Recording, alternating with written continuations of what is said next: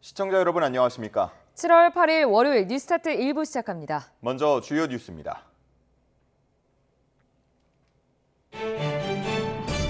윤석열 대통령이 오늘부터 닷새간 일정으로 미국 하와이와 워싱턴을 차례로 방문합니다.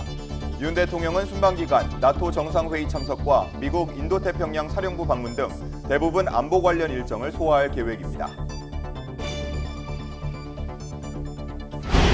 정부가 오늘 의사 집단행동 중대본 회의를 열고 사직서를 제출한 전공의들에 대한 최종 처분 결단을 내릴 전망입니다. 모집 인원이 크게 늘어난 내년도 의과대학 입시는 오늘부터 시작됩니다. 해병대 최상병 사건을 수사하는 경찰이 오늘 최종 수사 결과를 발표합니다. 앞서 수사심의위원회는 임성근 전 사단장에 대해 불송치 의견을 냈는데 오늘 경찰이 어떤 결정을 내릴지 주목됩니다. 삼성전자 노조가 오늘부터 사흘간 총파업에 나섭니다. 노조는 이번 파업으로 사측의 입장 변화가 없다면 오늘 15일 2차 총파업에 나서겠다고 밝혔습니다.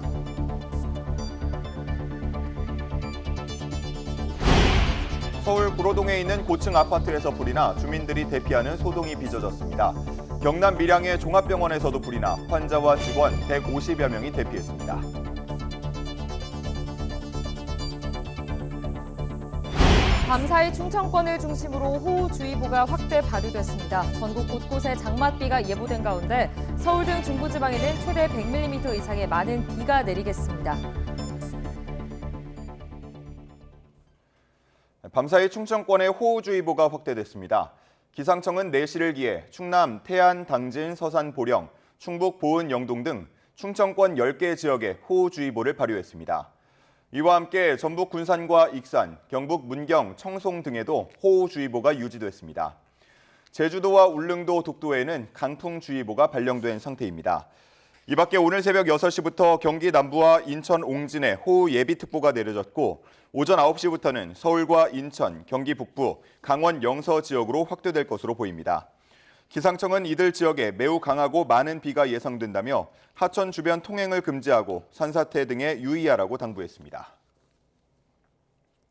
정부가 오늘 오후 의사 집단행동 중대본 회의를 소집한 가운데 미복귀 전공의들에 대한 최종 결단을 내릴 전망입니다.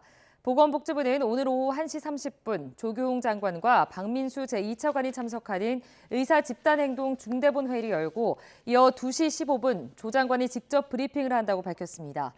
이 자리에서 정부는 사직서를 제출한 전공의들에 대한 최종 처분 방침을 밝히고 복귀를 유인할 추가 대책을 발표할 것으로 보입니다. 해병대 최상병 사건을 수사하는 경북경찰청은 오늘 오후 2시 수사 결과를 발표합니다. 수사 결과는 영상 촬영과 녹음 없이 기자들에게 설명하는 백브리핑 형식으로 진행할 예정입니다. 앞서 경찰은 외부 전문가로 구성된 수사심의위원회를 열었고 위원회는 임성근 전 해병대 1사단장에 대해서 불송치 의견을 낸 것으로 알려졌습니다. 경찰은 수사 결과 발표에 심의위원회의 의견을 참고할 방침이어서 임성근 전 사단장에 대해 어떤 결정을 내릴지 관심입니다. 어제 저녁 8시 20분쯤 서울 구로동에 있는 24층짜리 아파트에서 불이 났습니다. 주민 80여 명이 신속히 대피해 다친 사람은 없었지만 불이 시작한 6층 가구 화장실과 거실 일부가 타 소방서 추산 1,000만 원 넘는 재산 피해가 났습니다. 소방은 6층 가구 화장실 전기 설비에서 불이 시작한 것으로 보고 정확한 원인을 조사하고 있습니다. 어젯밤 9시쯤 경남 밀양시 삼문동에 있는 7층짜리 종합병원 창고에서 불이 났습니다. 병원 내부 자동 화재 속보 설비가 작동해 환자와 직원 153명이 신속히 대피했고 인명피해는 발생하지 않았습니다. 불은 창고 일부를 태우고 10여 분 만에 꺼졌고 소방은 화재 원인을 조사하고 있습니다. 삼성전자 창사 이래 처음으로 오늘부터 노동자 총파업이 시작됩니다. 전국 삼성전자 노동조합은 오늘부터 사흘 동안 사측의 입장 변경을 요구하는 총파업을 진행한다고 밝혔습니다.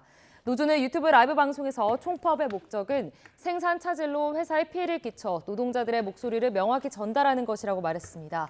다만 2만 9천 명 이상의 조합원 가운데 몇 명이 파업에 참여할지는 미지수입니다. 노조는 이번 총파업으로도 사측 입장에 변화가 없다면 오는 15일 2차 총파업에 나서겠다는 계획입니다.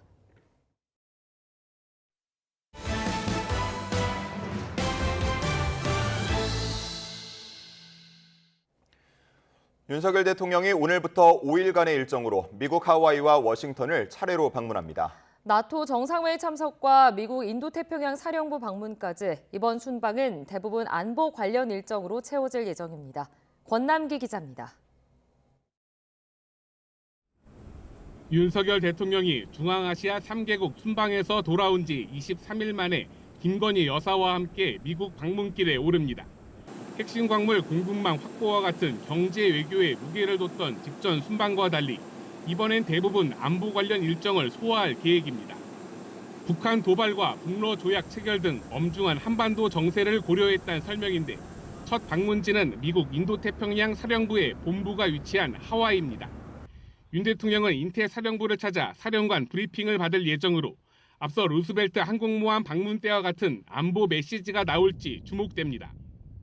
주한 미군을 담당하는 인태 사령부는 책임 지역 규모가 지구 표면 절반에 달하는 미군 최대 통합 사령부입니다. 워싱턴 선언의 이행 조치로서 강력한 확장 억제를 포함한 미국의 철통 같은 대한 방위 공약을 안보 순방의 다음 핵심 일정은 워싱턴에서 열리는 나토 정상회의로 지난 2022년 이후 3년 연속 참석입니다. 한국은 나토 32개 동맹국엔 포함되지 않지만 일본, 호주, 뉴질랜드 등과 함께 초청됐습니다. 이들 3개 나라는 한국과 함께 아시아 태평양 파트너 4개국으로 불렸는데 이제 인도태평양 파트너 4개국, IP4란 이름으로 안보 협력을 더욱 강화해 나갈 전망입니다. 러시아와 북한의 군사 협력에 대한 강력한 메시지를 발신하면서 이에 대응하기 위한 나토 동맹국들과 IP4 파트너들 간의 협력 방안도 이번 나토 회의에선 한미일 정상회의가 열리긴 어려울 거란 전망이 나옵니다.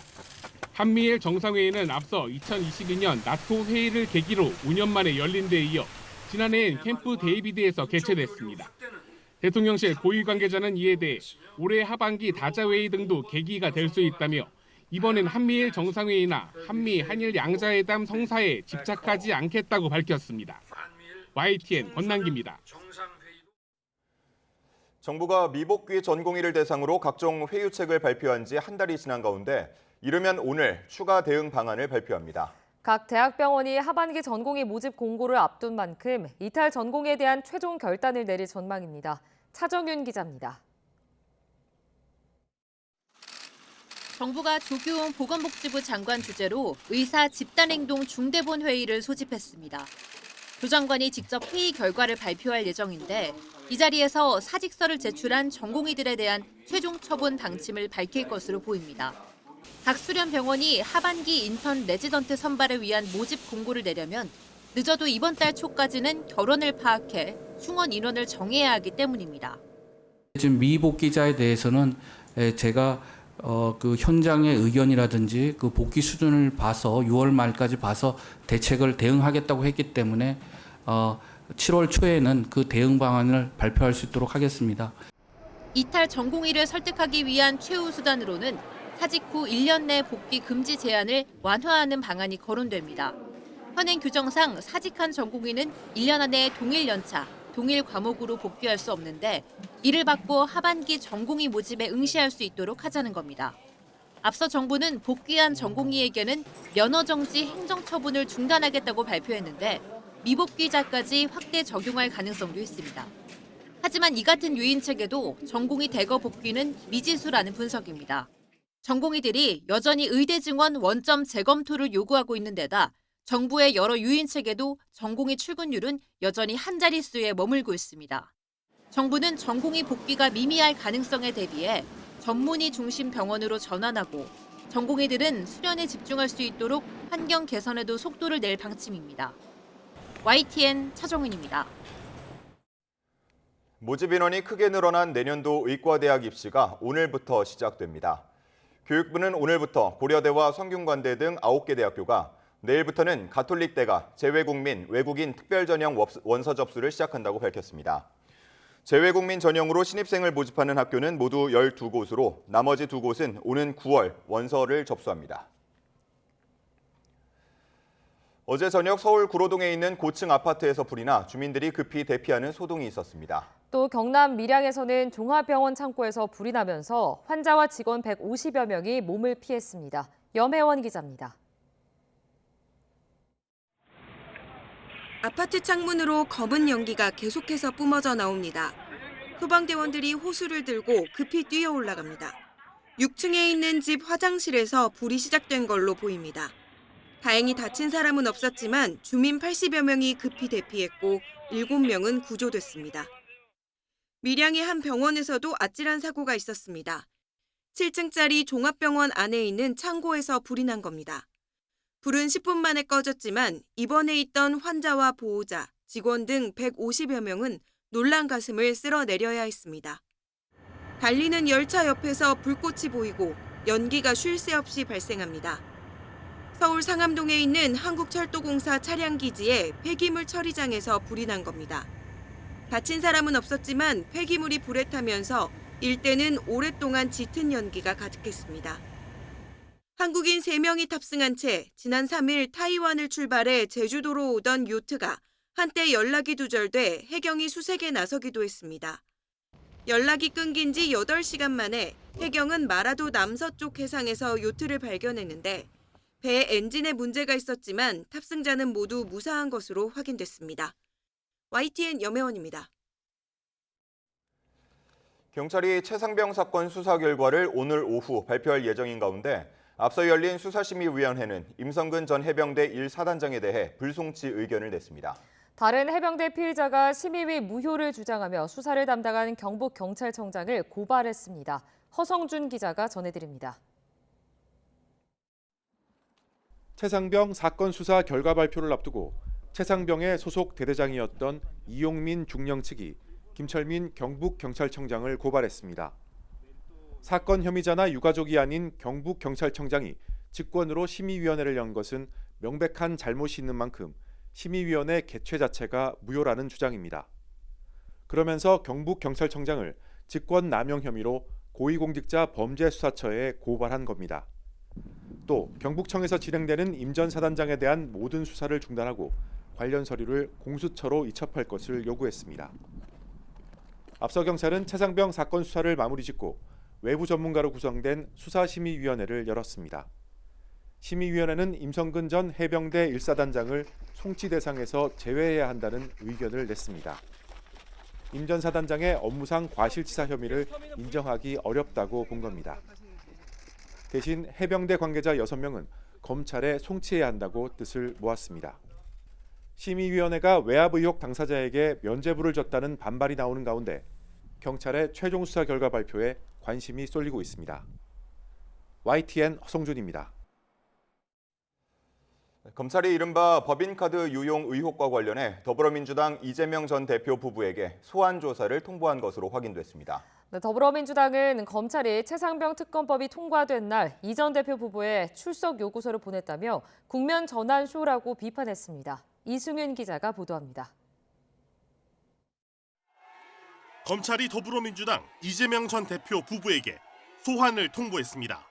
이른바 법인카드 유용 의혹과 관련한 피의자 신분입니다. 검찰은 소환일을 특정하지 않고 추후 일정을 협의하기로 한 것으로 전해졌습니다.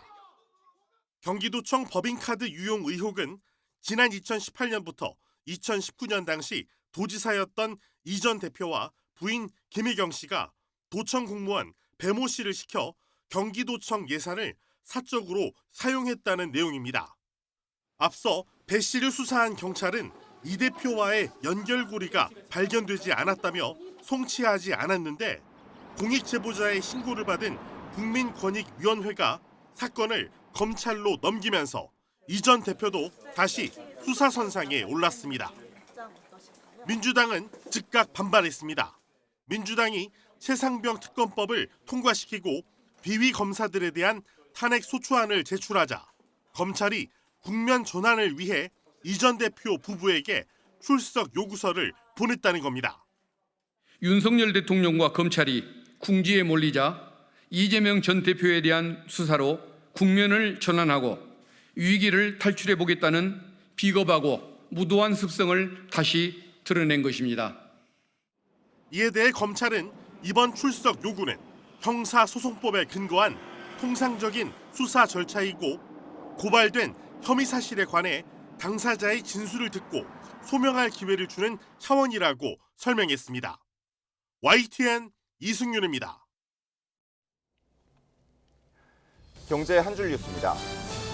나라 빚이 늘고 고금리가 이어지면서 정부 총 지출에서 재원 조달 이자 비용이 차지하는 비중이 3.1%로 1년 전보다 0.8%포인트 높아져 지난 2015년 이후 처음 3%대에 진입했습니다. 세수 부진속 재정 신속 집행에 정부가 올해 상반기에만 한국은행에서 91조 6천억 원을 빌린 것으로 집계됐습니다. 2011년 이후 14년 만에 최대 기록입니다. 대한상공회의소는 상당 기간 이어진 저출생으로 내년 합계 출산율이 2.1명을 회복하더라도 오는 2040년까지 생산인구 감소가 불가피하다며 산업 현장의 인력 부족에 대비해 이민 등 외국 인력 정책을 획기적으로 개선해야 한다는 의견을 제안했습니다.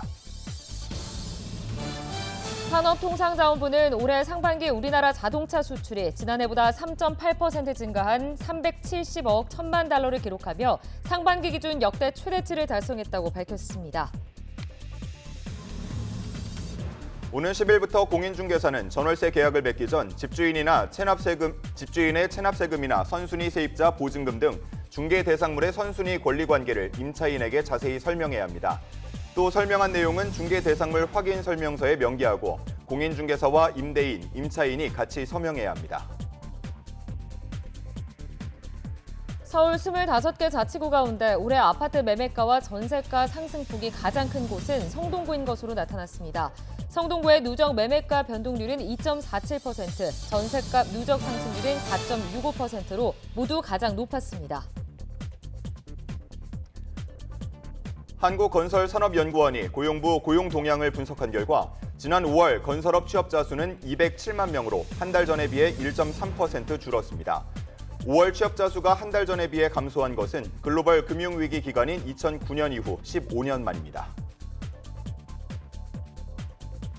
공정위는 대상건설이 2021년 6월부터 6달간 목포시 주상복합 건물의 인테리어 공사를 위탁한 뒤 공사가 끝난 뒤에도 대금 1억 3,920만 원과 지연 이자를 주지 않았다며 시정명령을 내렸습니다.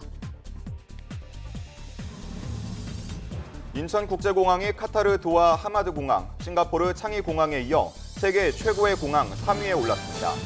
인천공항이 스카이트랙스 조사에서 톱3에 포함된 것은 지난 2019년 이후 5년 만입니다. 지금까지 한 줄 뉴스였습니다.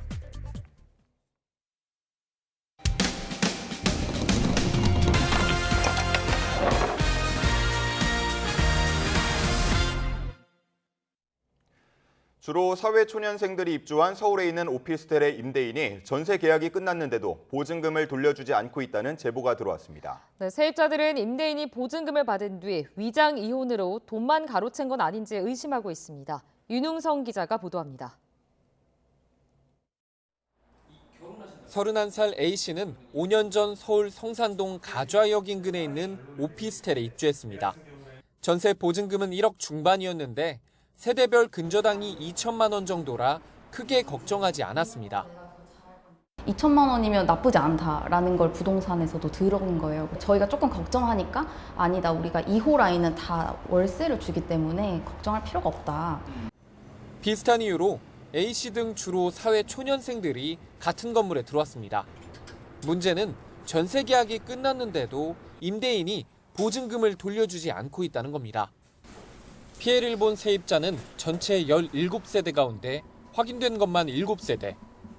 피해 규모는 각각 1억 5천만 원에서 1억 7천만 원, 약 10억 원에 달합니다. 알고 보니 임대인과 이혼하면서 건물을 넘겨받은 전 남편이 세금을 체납해 서울시 등에 건물이 압류된 겁니다.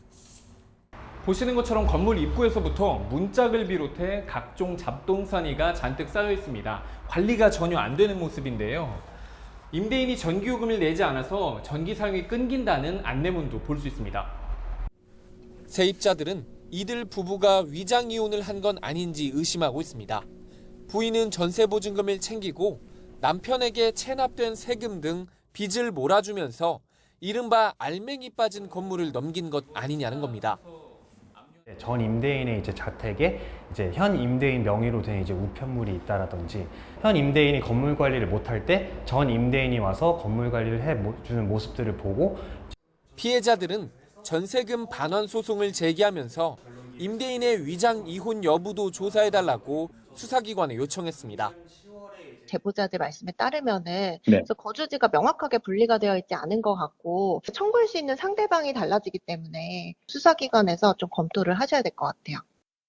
임대인은 부동산 정책과 경기 악화 때문에 돈을 돌려주지 못하고 있을 뿐 위장 이혼 같은 사기는 아니라고 해명했습니다. 임차인들의 고소장을 접수한 경찰은 양측 조사를 마쳤다며 조만간 수사를 마무리할 계획이라고 밝혔습니다. YTN 윤웅성입니다. 스마트폰 중고거래 플랫폼을 통해 동네 인증까지 돼 있는 상대방과 직거래를 잡았는데 신뢰를 이용해 돈만 받고 잠적하는 이용자들이 있다는 제보가 들어왔습니다. 사기 범죄 유형이 나날이 다양해지고 있어 각별한 주의가 필요해 보입니다. 신기혜 기자가 보도합니다. 수원에 사는 A씨는 지난달 당근에서 한모 씨와 외화 직거래 약속을 잡았습니다.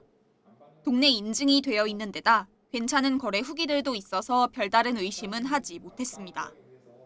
약속된 시간에 맞춰 한 씨 집 앞으로 찾아간 A씨. 그런데 한 씨는 갑자기 사정이 생겨 집을 비웠다며 계좌 이체를 요청했습니다.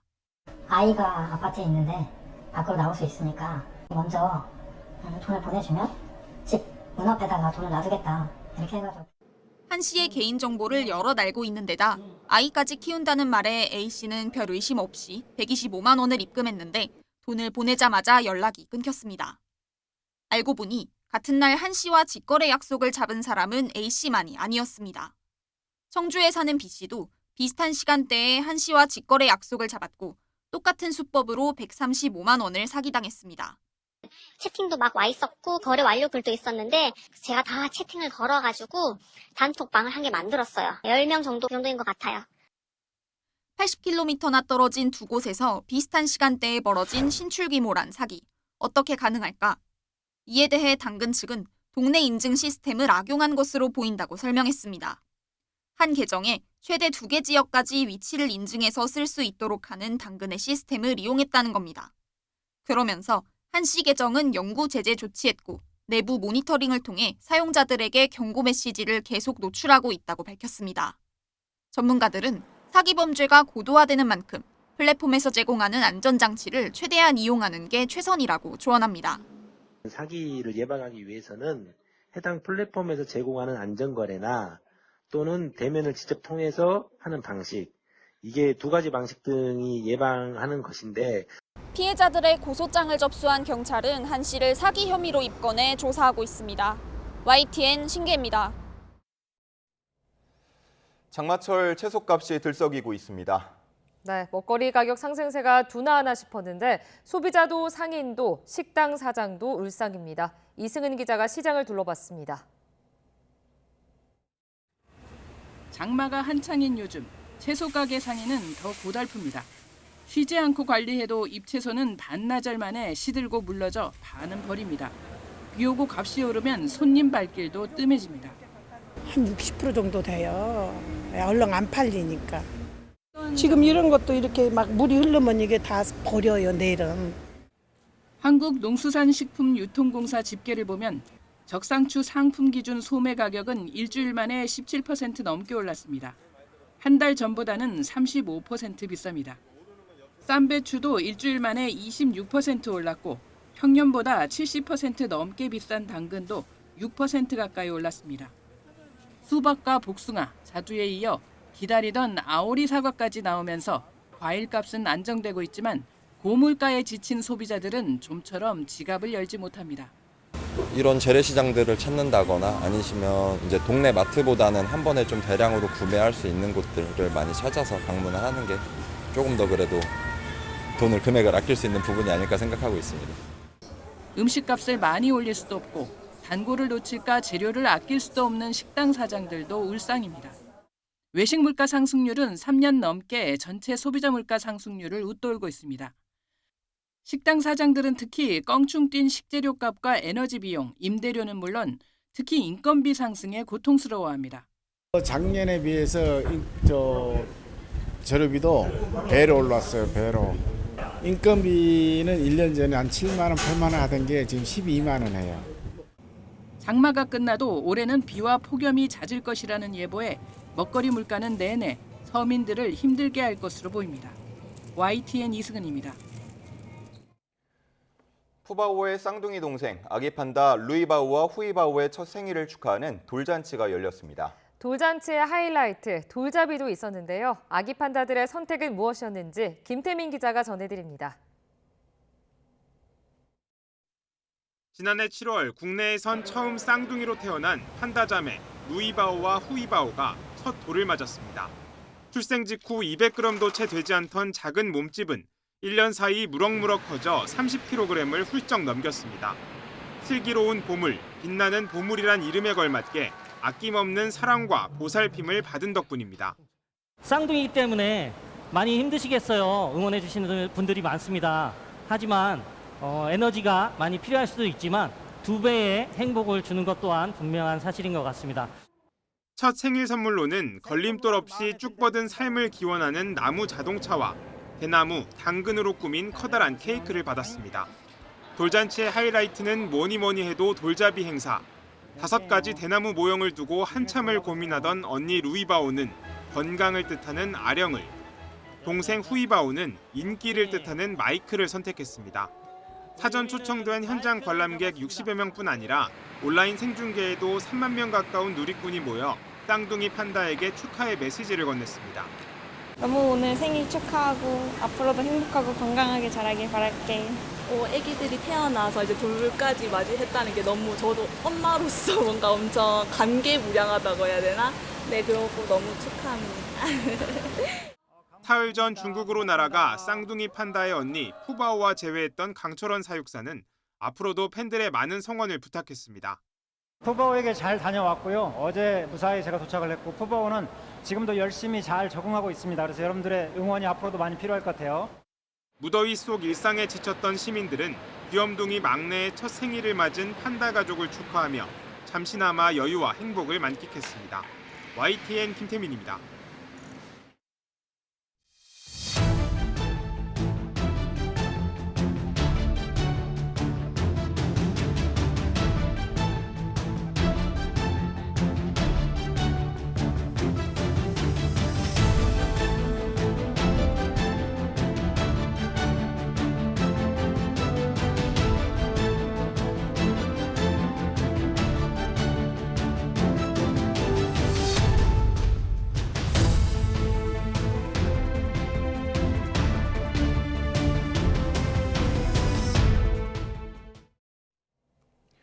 한동훈 국민의힘 당대표 후보의 이른바 김건희 여사 문자 논란이 전당대회 쟁점으로 떠오르며 후보 간 공방이 치열합니다.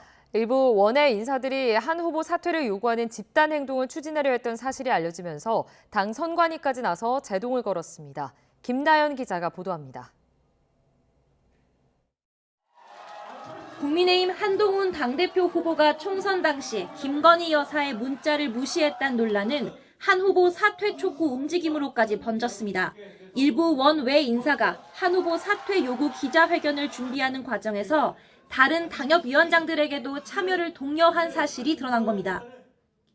원외 당협위원장을 이끄는 김종혁 회장은 SNS에 글을 올려 도대체 누구의 사주를 받고 이런 짓을 하느냐고 강하게 비판했고, 다른 원외 인사도 YTN과 통화에서 제2의 연판장 사태는 더는 안 된다고 목소리를 높였습니다. 당사자인 한 후보는 문자 내용이 알려진 시점이 공교롭다는 입장입니다. 일종의 다른 의도가 있는 게 아닌가. 한동훈 대표가 되는 것에 대한 공한증의 발로가 아닌가 생각해 볼 수 있겠습니다. 원희룡 후보는 자신의 캠프와 전혀 관련이 없다며 연판장이란 프레임 자체가 악의적인 선동이라고 주장했습니다. 실제 진짜 연판장 사태의 주동자였던 사람들이 지금 연판장으로 이걸 프레임을 짠다라는 거, 이거 내로남불이고요. 실제 지난해 전당대회에서 초선 의원이 주도한 연판장의 불출마를 택한 경험이 있는 나경원 후보는 줄 세우기는 지긋지긋하다며 원희룡, 한동훈 후보를 싸잡아 직격했습니다. 한쪽은 피해자 코스프레, 한쪽은 우격다짐이다. 저는 이러한 두 분의 모습이 일종의 덤앤더머로 보입니다. 윤상현 후보도 기자회견을 열어 갈등이 아닌 공약으로 경쟁하자며 두 후보의 자제를 촉구했습니다. 일단 대통령실을 끌어들이지 말자. 응? 그리고 자꾸 과한 공격은 하지 말자. 자기 자신을 돌아봐라. 이렇게 말씀드리고 싶습니다. 이번 주부터 후보들의 방송 토론회와 합동 연설회가 본격적으로 시작되면 후보 간 공방은 더 치열해질 전망입니다. 과열 경쟁에 따른 부작용을 우려하는 목소리도 커지고 있습니다. YTN 김다연입니다. 국민의힘 원희룡 당대표 후보는 한동훈 후보가 지난 총선 시기 비상대책위원장으로서 가족과 공천을 논의했다고 주장했습니다. 원 후보는 종합편성 채널 인터뷰에서 한 후보가 사적으로 공천을 논의한 인물이 누구냐는 질문에 가장 가까운 가족과 인척이라며 이같이 답했습니다. 이에 한 후보는 자신의 SNS를 통해 밑도 끝도 없는 거짓말이라고 반박했습니다.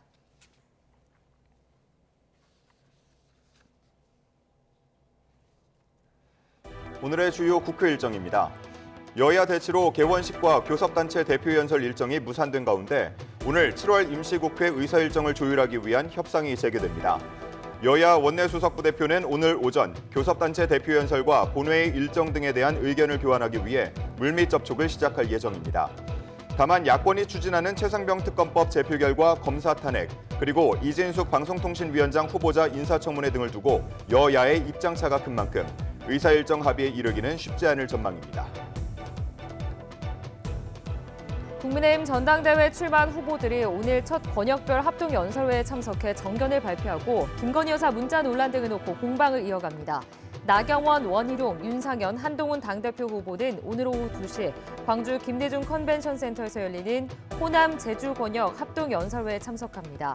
이 자리에서 각 후보는 총선 참패 후 당 지지율 회복 방안과 함께 최상병 특검법을 포함해 최근 불거진 김 여사 문자 논란 등의 현안을 놓고 치열하게 논쟁을 이어갈 것으로 보입니다. 더불어민주당 이재명 전 대표가 이르면 내일 당대표 출마 선언을 합니다. 이재명 전 대표 측 관계자는 전당대회 예비후보 신청 첫날인 내일 후보 등록과 함께 연임 도전을 발표할 예정이라고 말했습니다. 이 전 대표는 이 자리에서 당원들에게 이재명 2기 체제 구상과 민주당을 어떻게 이끌지에 대한 비전을 밝힐 것으로 보입니다. 이와 더불어 경남지사 출신 김두관 전 의원도 당대표 출마 결심을 굳힌 것으로 알려졌는데 조만간 출마 여부를 공개적으로 발표할 예정입니다. 김일성 주석 사망 30주기인 오늘 북한에서는 추모 열기가 고조되고 있지만 이른바 선대지우기를 통한 김정은의 단독 우상화 작업도 진행되고 있습니다. 김일성 시신이 안치된 금수산 태양궁 참배 여부가 김정은 우상화 정도를 판단할 수 있는 가늠자가 될 전망입니다. 조수연 기자입니다. 김일성 주석 30주기를 앞두고 북한은 최근 찬양과 추모 분위기를 띄웠습니다. 언제나 인민들 속에 노동계급 속에 들어가시어 그들을 이끌어주신 어버이 서령님의 숭고한 모습 그려보며 노동신문은 김일성 주석을 사회주의 북한의 시조로 영원히 높이 받들어 모셔야 한다고 강조했습니다. 특히 김정은 위원장의 뜻을 따르는 게 김일성의 소원을 실현하는 길이라며 대를 이은 충성을 독려했는데 내부 결속을 강화하려는 의도가 담긴 것으로 풀이됩니다. 그런가 하면 북한 국가관광총국이 운영하는 조선관광은 영원한 주체 태양이라는 문구를 홈페이지에 게재해 그동안 자제해오던 태양 호칭을 김일성에게 다시 붙이기도 했습니다. 하지만 최근 김정은 단독 우상화 작업에 속도를 내고 있다는 점에서 김일성 30주기 추모 수위에 영향을 줄 수 있다는 관측도 나옵니다. 할아버지, 아버지에 대한 추모랄지 태양절이나 또는 광명성절 해가지고 이제 출생일이랄지 이런 것들을 규모를 계속 줄여가면서 포인트는 이제 김정은으로 바꿔가는 것이죠. 그래서 김정은 개인 숭배가 지금 계속 나타나기 시작하고 따라서 김 위원장이 할아버지의 시신이 안치된 금수산 태양궁전을 참배할지 여부에 관심이 쏠리고 있습니다. 이번 30주기 행사를 통해 김정은 우상화가 어느 정도 진행됐는지 가늠해 볼 수 있을 것으로 보입니다. YTN 조수연입니다. 오늘의 주요 재판 일정입니다. 군식회계와 횡령, 채용 비리 혐의 등으로 재판에 넘겨진 하성용 전 한국항공우주산업 대표의 항소심 선고가 오늘 오후 2시 이루어집니다. 앞서 1심은 하 전 대표가 공개 채용 과정에서 공정성을 해치고 법인 자금을 개인적으로 썼다며 징역 1년 6개월에 집행유예 2년을 선고했습니다. 문재인 정부 안보라인 인사들이 얽힌 이른바 탈북어민 강제 북송 사건 재판은 오늘 오전 10시부터 시작됩니다. 지금까지는 대부분 재판이 국가 안보를 이유로 비공개로 진행됐지만 지난달 재판부는 되도록 공개 형식으로 진행하겠다고 밝혔습니다. 오후 2시에는 전 정부가 임명한 공공기관장들에게 사표를 강요한 혐의로 기소된 문재인 정부 고위 관료들의 재판도 예정됐습니다. 앞서 백운규 전 산업통상자원부 장관은 공무를 수행하는 데 있어서 항상 법이 정한 규정에 따랐다고 말했습니다. 이른바 검사 사칭 사건과 관련한 이재명 전 더불어민주당 대표의 재판은 오늘 오후 2시부터 열립니다. 현지 시간 7일 치러진 프랑스 총선 결선 투표 결과 좌파 연합이 극우 정당을 누르고 제1당을 차지할 것으로 전망됐습니다. BFM-TV는 여론조사 기관의 출구조사 결과를 인용해 전체 하원 의석 177석 가운데 좌파 연합 신민중전선이 175에서 205석을 얻을 것으로 예측했습니다. 에마뉴엘 마크롱 대통령의 집권여당 르네상스를 포함한 범여권 앙상블이 150에서 175석을 얻어 2위, 극우 국민연합은 115에서 150석으로 3위를 차지할 것으로 예상됐습니다. 대선 후보직 사퇴 요구에 시달리고 있는 조 바이든 미국 대통령이 정면 돌파 방침을 굳혔습니다. 유권자와의 직접 접촉을 늘려 인지력 저하 논란을 불식시키겠다는 계획입니다. 권영희 기자가 보도합니다. 조 바이든 미국 대통령은 기회가 있을 때마다 대선 후보직 사퇴 생각이 없음을 분명히 했습니다. What's Joe going to do? Is he going to stay in the race? Is he going to drop out? What's he going to do? Well, here's my answer. I am running and going to win again. I don't think anybody's more qualified to be president or win this race than me. 그러나 여전히 고령에 따른 인지력 저하 논란을 잠재워야 하는 숙제를 안고 있습니다. 이를 위해 유권자와의 직접 접촉을 늘리기로 했습니다. 대선 캠프 공동선대위원장 가운데 한 명인 크리스 쿤스 민주당 상원 의원이 CNN에 이런 방안을 밝혔습니다. 타운홀 미팅이나 기자회견을 통해 유권자들과 만나는 기회를 늘릴 계획입니다. 이를 통해 대통령에게서 직접 들을 기회가 없었던 사람들을 안심시키겠다는 보관입니다. 워싱턴 DC에서 9일부터 열리는 북대서양 조약기구 나토 정상회의도 좋은 기회입니다. 번제함을 과시하고 동맹국들을 주도하는 이미지를 보여줄 수 있습니다. 정상회의 마지막 날을 전후해 대선 TV 토론 이후 첫 공식 기자회견도 가질 예정입니다. 언론의 인터뷰 질문지도 미리 보내지 않기로 했습니다. 앞서 라디오 방송 2곳과 인터뷰할 때 미리 질문지를 줘 사전 조율을 했다는 논란이 커지는 걸 차단하려는 조치입니다. YTN 권영입니다.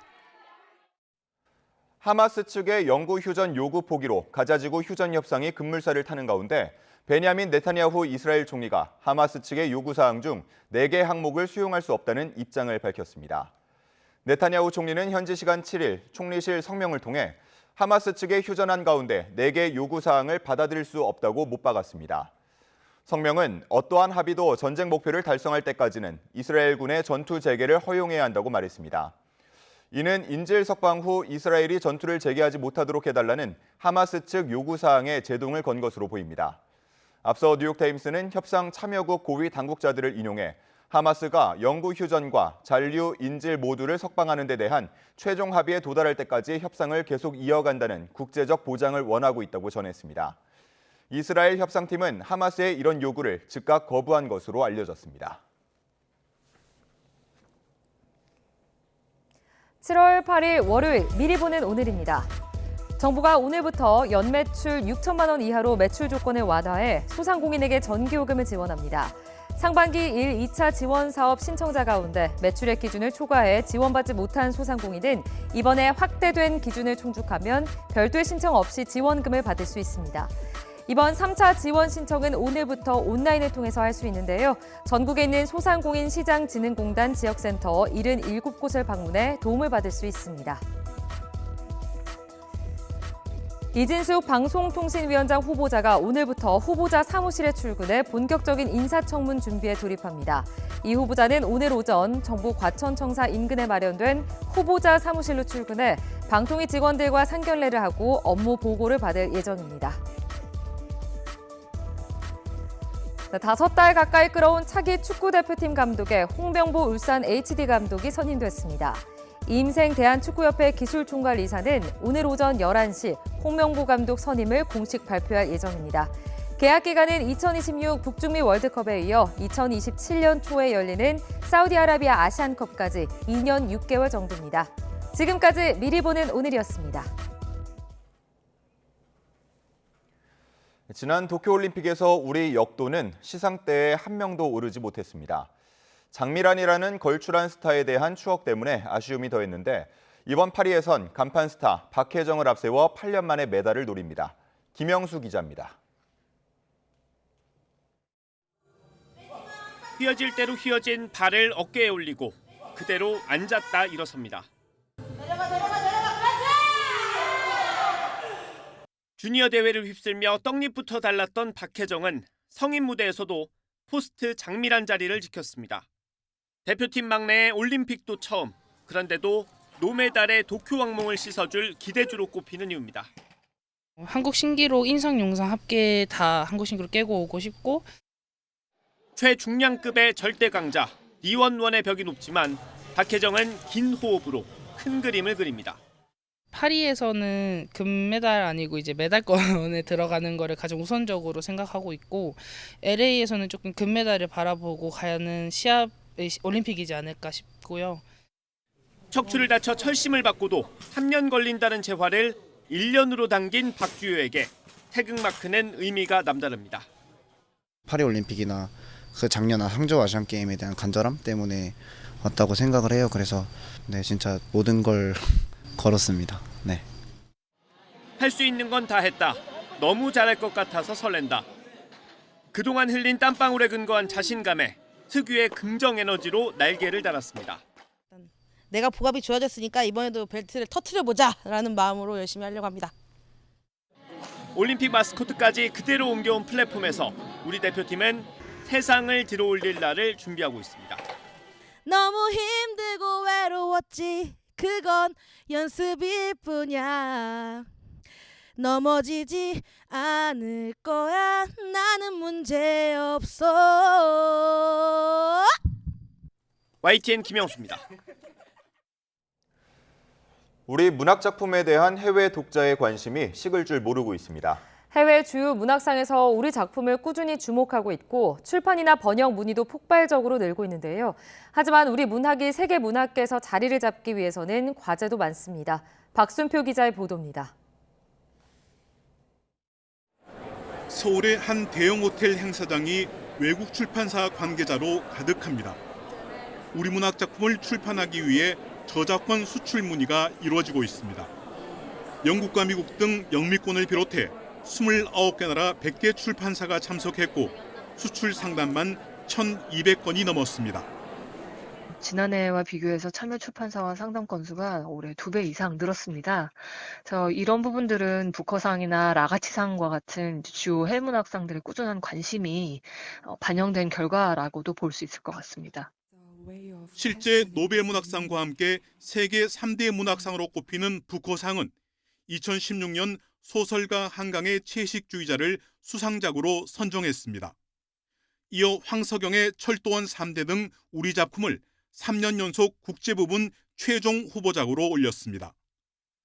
아동문학회 최고권위인 안드레센 상과 프랑스의 메디치 문학상, 미국의 전미 도서상, 노틸러스 출판상 등도 최근 우리 작품을 수상작이나 최종 후보로 선정했습니다.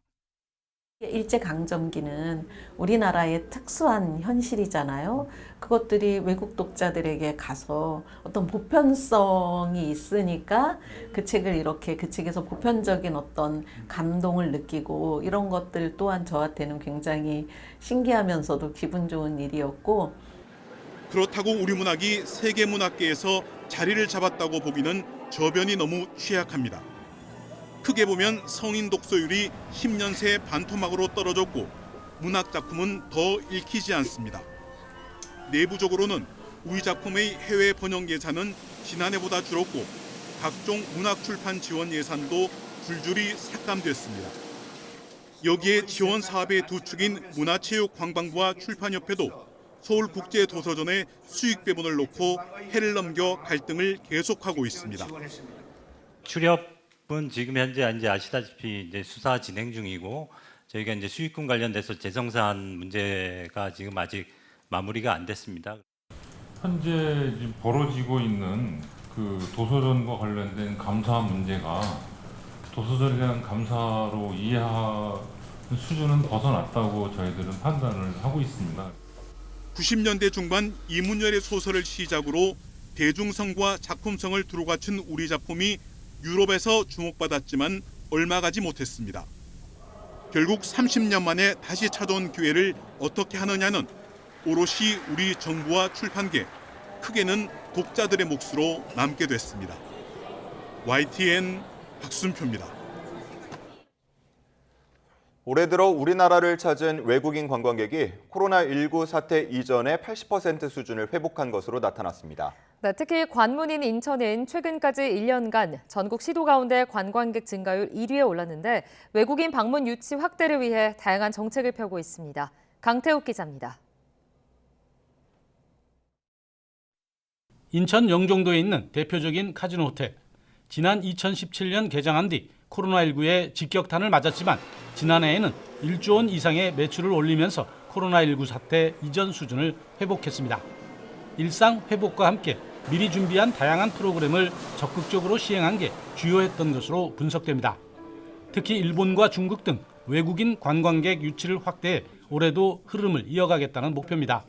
일본인 수요는 상당히 좀 어느 정도 올라오고 있는 추세인 거고 추가적으로는 이제 중국 또 추가적으로 동남아시아까지 시장을 좀 저변을 확대하려고 노력을 하고 있습니다.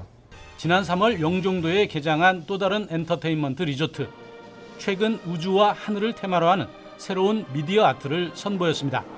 이 리조트는 이 같은 콘텐츠와 K-팝 등 다양한 공연 유치로 매달 수십만 명의 고객을 끌어들이고 있습니다. 실제 인천의 관광은 이를 포함해 지난해부터 부쩍 늘고 있습니다. 지난해 6월부터 올해 5월까지의 관광객 증가 조사를 보면 전국 시도 가운데 인천이 9.8% 증가로 1위였습니다. 방문자 수에서 서울과 부산보다도 증가율은 높았습니다. 인천시는 특히 해외 관광객 확대를 위해 중국 단체 관광객의 비자 발급 수수료를 한시적으로 면제하고 항공 노선을 늘리고 있습니다. 또 크루즈 관광객의 인천 관광을 늘리기 위해 관광버스 임차비를 일부 지원하고 선상 입국 심사 서비스도 진행하고 있습니다. 인천국제공항과 또 인천 항만을 가지고 있습니다. 그래서 플라이앤 크루즈 관광, 특히 환승 관광에 역점을 두고 있고요. 펜타포트 락 페스티벌 같은 글로벌 축제, 또 맥강 파티와 같은 이벤트 관광을 역점적으로 추진하고 있습니다. 인천시는 올해 해외 관광객의 목표를 코로나19 사태 전인 2019년 수준 140만 명으로 잡고 있습니다. YTN 강태욱입니다.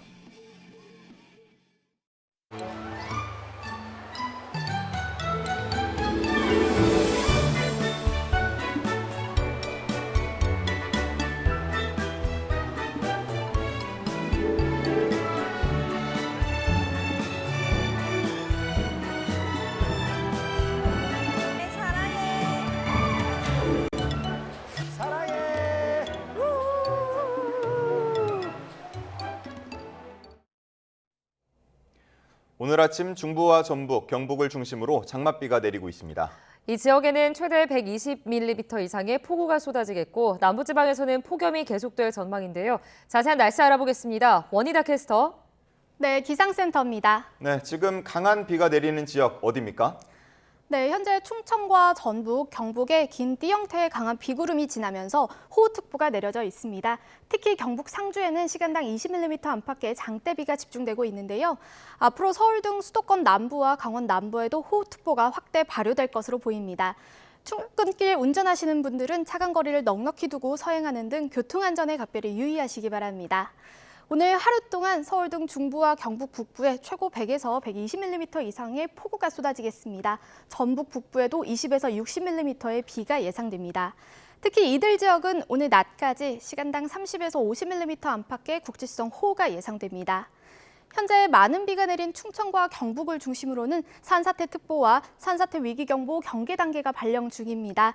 이 지역에 계신 분들은 대피 장소를 미리 확인하는 등 계속해서 주의를 기울여 주시기 바랍니다. 또 오늘 해안가를 중심으로는 안개가 짙게 끼겠고요. 바람도 강하게 불겠습니다. 네, 그런데 폭우와 함께 또 폭염도 기승이죠. 네, 오늘도 비가 소강 상태를 보이는 지역에서는 무더위가 나타나겠습니다. 밤사이 남부지방 곳곳에서 열대야가 나타났는데요. 한낮에는 이들 지역에 폭염특보가 이어지는 가운데 서울 낮 기온은 27도, 광주 29도, 대구 31도까지 크게 오르겠습니다. 습도가 높아서 종일 후텁지근하겠습니다. 네, 마지막으로 한 주간 날씨 전망도 전해주시죠. 네, 수요일인 모레까지는 전국 곳곳에 장맛비가 내리겠습니다. 이후에는 정체전선이 남하하면서 중부지방에는 무더위 속 소나기가 자주 내릴 전망입니다. 지금까지 기상센터였습니다. 이상으로 뉴스타트 1부 마칩니다. 잠시 후 2부가 이어집니다. 시청해주신 여러분 고맙습니다.